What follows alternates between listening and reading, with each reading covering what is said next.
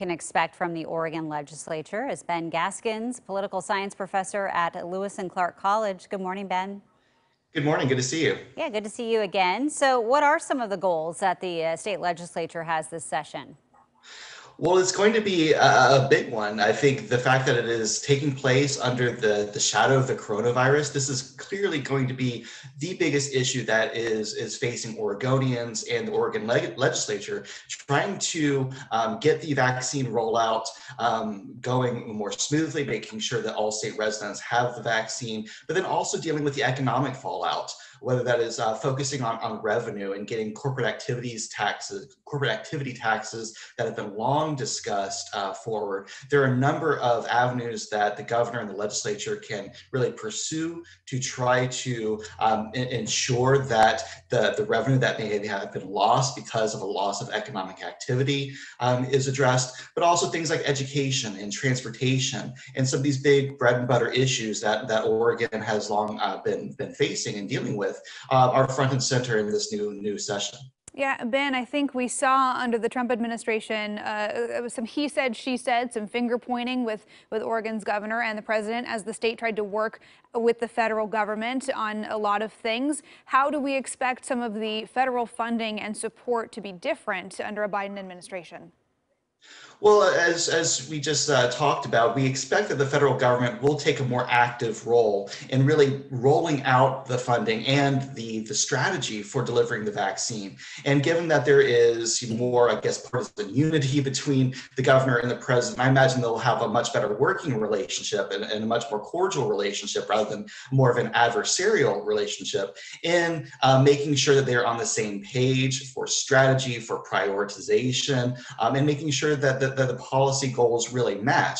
And so I would expect there to be, again, more harmony with trying to implement a very bold ask that President Biden is pushing for, the $1.9 trillion economic package that will be in part targeted towards state and local governments.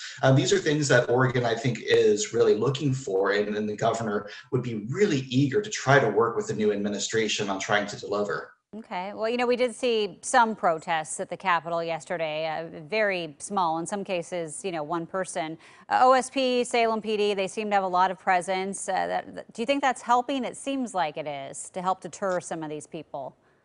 I think so. I think that's going to be certainly a part of it. The fact that there was such a large protest a couple of weeks ago, that really seemed to have taken a lot of the wind out of the sails of the protesters, that, all of this happened. President Biden was still inaugurated yesterday, and there just didn't seem to be the same kind of energy and motivation, especially on the right, to show up and protest the incoming administration. And we saw this really in state capitals around the country, that many, the protesters that did show up thought there were going to be dozens or hundreds, and really there were only a handful, and they were very peaceful, and there was not much doing. And so I think this was a very common phenomenon, and I guess it kind of shows that there is a sense of resignation and acceptance that President Biden is the president, and that President Trump will not be staying in office.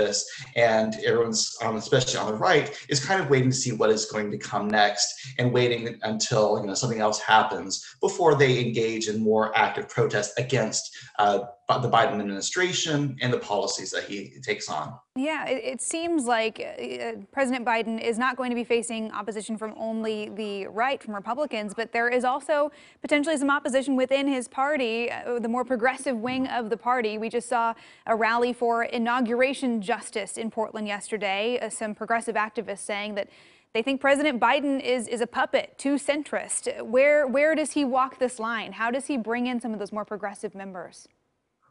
Well, I think that's going to be a big question for him. And the other question is, does he really want or need to bring in his progressive wing? I think there is certainly an element that he wants to reach out to supporters of Bernie Sanders, of Elizabeth Warren, and we've seen already that he has made some overtures to organized labor and other aspects of the left. But he is not going to be the avatar, if you will, of the more extreme elements on the left in Portland and Seattle and elsewhere. I think, they are going to see him as a member of the establishment, as at best cautiously optimistic about some of the policies that he will pursue.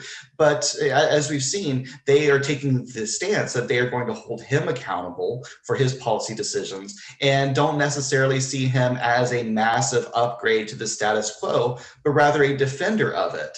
And so I'm be curious to see the extent to which President Biden reaches out to those elements explicitly or tries to more subtly engage in policy that the left will find appealing, and see if that is able to lower, again, the temperature, as we talked about yesterday, on the right and the left. Yeah, should be interesting. Well, political science professor at Lewis and Clark, Ben Gaskins, thanks for your time this morning. Thank you. All right, we want to get a look at our top headlines.